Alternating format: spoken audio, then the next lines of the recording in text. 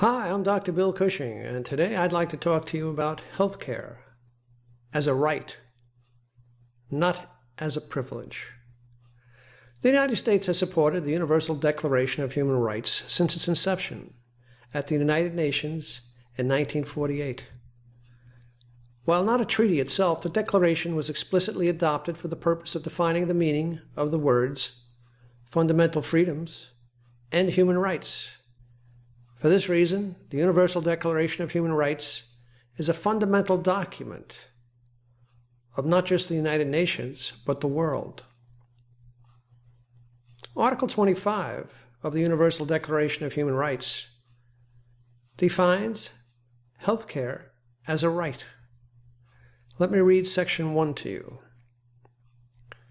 Everyone has the right to a standard of living adequate for the health and well-being of himself and of his family, including food, clothing, housing, and medical care, and necessary social services, and the right to security in the event of unemployment, sickness, disability, widowhood, old age, or other lack of livelihood in circumstances beyond his control.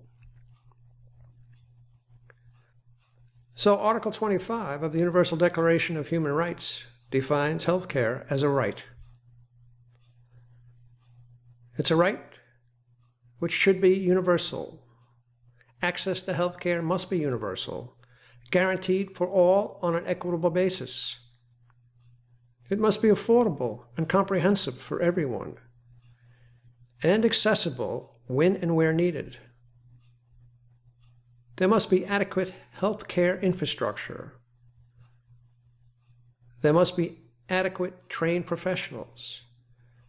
There must be adequate drugs and equipment. And there must be adequate services. All health care must be medically appropriate and of good quality, guided by quality standards and control mechanisms. The United States constantly complains about those and other governments whom do not support rights outlined in the Universal Declaration of Human Rights.